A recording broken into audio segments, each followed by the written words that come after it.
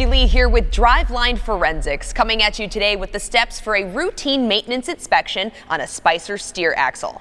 The good news is the only tools you need for this job are safety stands, a dial indicator, and safety glasses. I've already set the parking brake, chalked the drive wheels, jacked up the front of the vehicle, put jack stands under each side of the steer beam, and took the wheels off. So, with all that done, let's start our visual inspection. First, we're going to check out the axle beam for bends, cracks, gouges, dents, stuff like that. Look at the mounting hardware and steering connection fasteners for loose or missing pieces.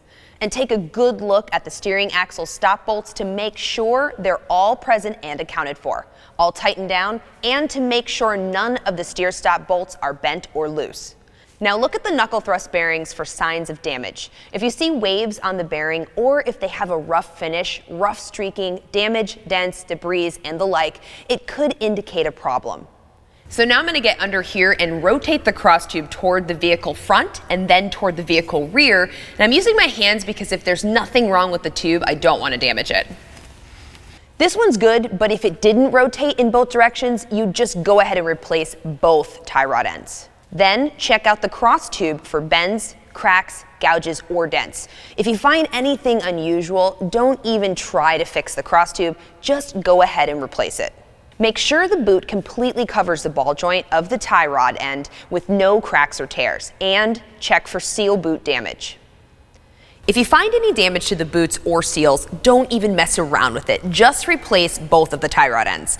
While we're checking out the tie rods, make sure the tie rod nut is tight and the cotter pin is still there, because if it's missing, it could affect the steering. And take a look to make sure the threaded portions of each tie rod end are completely inserted into the cross tube split. That way, you know you can clamp it down correctly, which is obviously super important. A good rule of thumb is to make sure the number of threads exposed from the tube is equal on both left and right tie rod ends. And finally, make sure all of the Zerk fittings are correctly installed. Okay, so all of those visual inspections are helping us kind of weed through issues and rule out problems. Now that we're done and everything looks good, we're going to check for vertical knuckle end play, tie rod end play, and Kingpin bushing end play. But first, here's the moment we've all been waiting for. Okay, it's the moment that I've been waiting for. I'm gonna have Marty here step in and help me out. Hey, Marty. Hi, Cristy. All right, you ready to get put to work here? I am. Okay. Let's go. All right, well, let's get to it. Yeah. All right, let's start with vertical knuckle end play check. First, place the indicator tip on the top of the knuckle assembly. Then apply up and down force with a floor jack or a pry bar to measure the total movement of the knuckle assembly. Your end play reading should be between 1,000th and 12,000ths. If you aren't getting in that range, you may need to add or remove a shim to get the correct end play. Now we're going to check the tie rod end play. We already checked the threads of the tie rod end, so we're good there. And we checked the cross tube for damage, and we replaced it if there was some, right?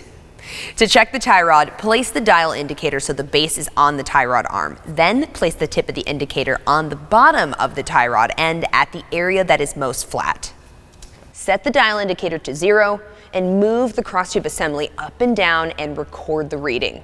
If you get a reading of 60 thousandths or more, replace the tie rod right away. Don't let the vehicle back on the road until you do. If the reading is above 30 thousandths, you will need to replace the tie rod end at the next service interval. Okay, we're almost done, so stay with me now. We're just going to check the Kingpin bushing end play. To do that, we've gone ahead and put the tire back on because we need to use it as leverage, obviously. Let's check the top bushing first. Put your dial indicator on the base of the axle beam. The probe should go at a right angle to the top lip of the steering knuckle. Now, Marty's gonna push up on the tire and wheel assembly, zero out the indicator, and pull the tire and wheel assembly out, and I'll record the reading. Now let's check the lower bushing. Mount the dial indicator base on the axle beam again with the probe at a right angle on the lower part of the steering knuckle.